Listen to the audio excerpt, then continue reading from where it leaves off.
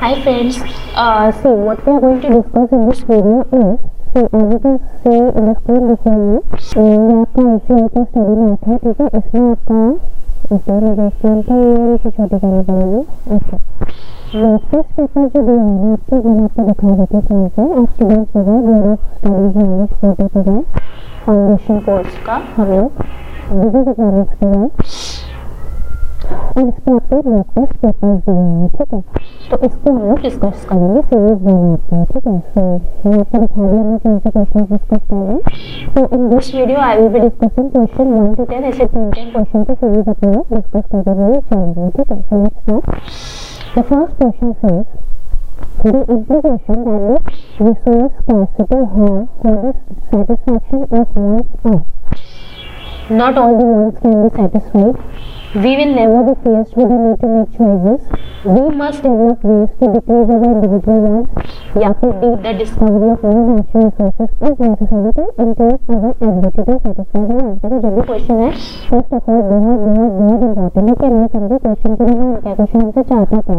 तो let's read the first line पढ़नी बहुत इंपॉर्टेंट है, बच्चे को अक्सर हल्के में मिलते हैं but you are not suppose to do that. This line is most important कि पूछा क्या गया हमसे, ठीक है। तो okay let me just rub this once.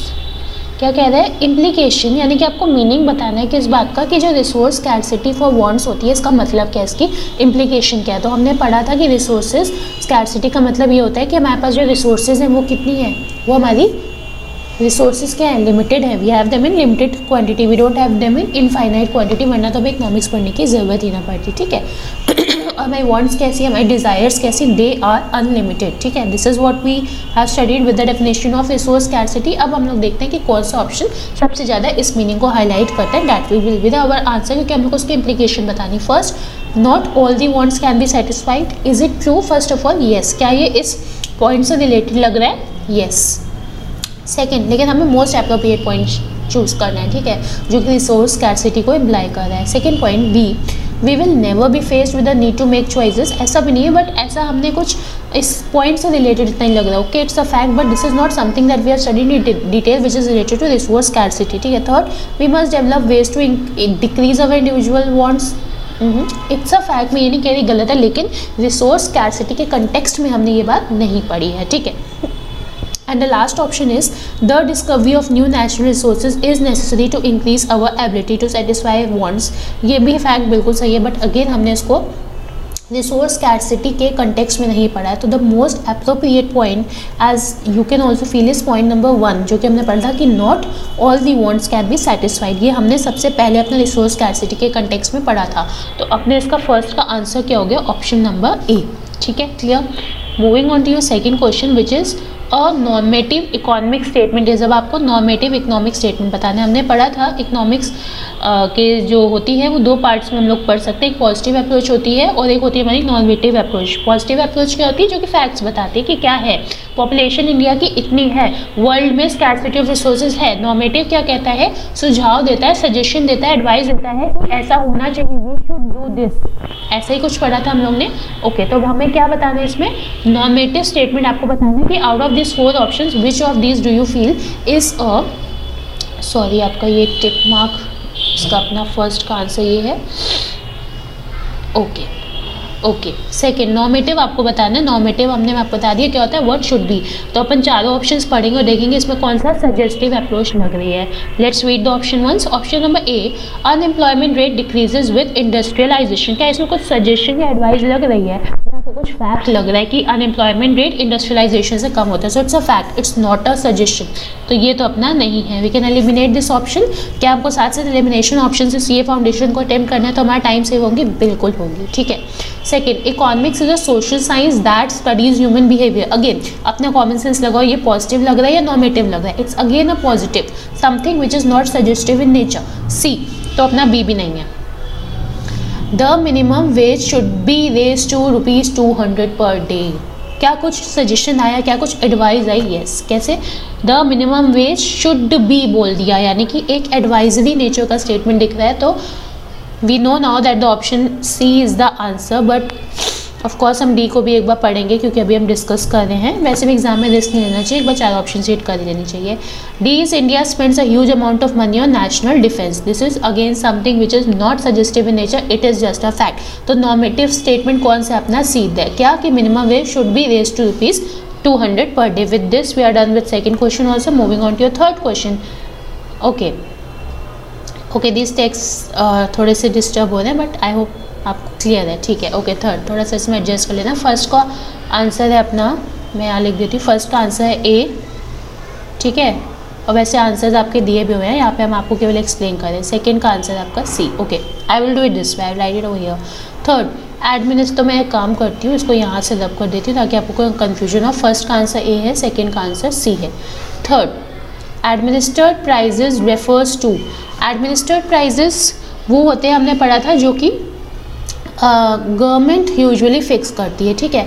But still let's read the option once, कौन सा अपना मोस्ट एप्रोप्रिएट बैठ रहा है। Prices determine by the forces of market, demand and supply. के डिमांड एंड सप्लाई से जो प्राइस डिटरमाइन होता है उसको हम एडमिनिस्टर्ड प्राइस कहते हैं, ऑफकोर्स नॉट। क्या प्राइजेस डिटरमाइन बाय सेलर्स, जो हमारे विक्रेता हैं, क्या वो डिटरमाइन करते हैं? The answer is again no. ये this is something administrative related to government, या फिर गवर्नमेंट किसी एजेंसी को अपॉइंट कर देती है और वो जो भी प्राइस फिक्स करती है उसको हम एडमिनिस्ट्रेटिव प्राइस कहते हैं। ये नॉर्मल केसेस में नहीं होता है, कुछ एक्सेप्शनल केसेस में लगता है। Option number C, prices determined by an external authority which is usually the government. So yes the answer is option number C. तो थर्ड का आंसर है अपना ऑप्शन नंबर सी, ठीक है। Fourth, none of the above of course not. Okay fourth, a downward movement along a demand curve indicates. अब अगर मैं demand curve की आपको थोड़ा सा याद दिलाऊं, आप प्लीज़ ये नोट कर लो so that I can rub this. 1 का ए, 2 का सी, 3 का सी, क्लियर? ओके अब डिमांड कर्व अगर आपको याद है तो कुछ इस तरीके से अपना चलता है। यहाँ पे अपनी क्वांटिटी डिमांडेड आती है, यहाँ पे प्राइस आती है, and this is our demand curve, ठीक है। तो अगर मैं डाउनवर्ड मूवमेंट डिमांड कर्व में अगर हो रहा है, यानी कि अगर पहले इस पॉइंट पे हमारा है, सपोज इस पॉइंट पे है और अब वो शिफ्ट हो रहा है इस पॉइंट पे, so what does this indicate? यहाँ पे इतनी डिमांड थी से P1 एंड Q1, और यहाँ पे अगर डाउनवर्ड मूवमेंट हो रहा है तो यानी कि अपनी क्वांटिटी डिमांडेड तो बढ़ गई। आप चारों ऑप्शंस में देख सकते हो कि अपना डिमांड के कंटेक्स्ट में आपको बताना है कि डिमांड इंक्रीज हुई, डिक्रीज हुई, कॉन्ट्रैक्शन हुआ या एक्सपेंशन हुआ। तो इस केस में जब आपका अलोंग द डिमांड कर्व है तो फिर आपका ये इंक्रीज इन डिमांड है। मैंने इसको एक्सपेंशन क्यों नहीं बोला, क्योंकि वो आपका केस होता है आपका जब आपके other factors other than price की वजह से जब आपका डिमांड कर्व शिफ्ट हो जाता है, सो उसको हम एक्सपेंशन एंड कॉन्ट्रैक्शन का केस देते हैं। But along the demand curve है तो वो इंक्रीज एंड डिक्रीज कहलाता है, ठीक है। तो फोर्थ का अपना ऑप्शन क्या हो गया? Option number D, that is expansion of demand. Fifth question, if the price of automobiles increases by 10%। Okay fourth वाले क्वेश्चन में कुछ कंफ्यूजन हुई है क्या? Let's discuss fourth question again. Okay I think there is some confusion over here. देखो दो चीज़ होती है, इस कंसेप्ट को पूरा ही हम लोग एक काम करते रिवाइज कर लेते हैं। ये अपना डिमांड कर्व है, यहाँ पे अपनी क्वांटिटी डिमांडेड आ गई, यहाँ पे प्राइस आ गया, ठीक है। अब वो क्या कह रहा है? और downward movement along the demand curve. अब दो केसेस होते हैं आपके, या तो आपका शिफ्ट इन डिमांड कर्व होता है या फिर ये अपना मेन है, and these are the second cases, ठीक है। D1 D1 D2 fine. अब मैं अगर इसी पे ही हमारा कुछ इंक्रीज डिक्रीज हो रहा है तो हम कहते हैं एक्सपेंशन या कॉन्ट्रैक्शन हो रहा है। लेकिन अगर हमारा अदर फैक्टर्स की वजह से डिमांड कर्व ही शिफ्ट हो जाए, यानी कि कुछ ऐसा केस अगर बन रहा है, पहले यहाँ था अभी यहाँ हो गया, तो उसको हम कहते हैं अपना इंक्रीज या डिक्रीज हुआ है, ठीक है। एक्सपेंशन या कॉन्ट्रैक्शन कहते हैं, ठीक है। So the answer is option number D, that is expansion of demand. Clear? I hope this is clear now.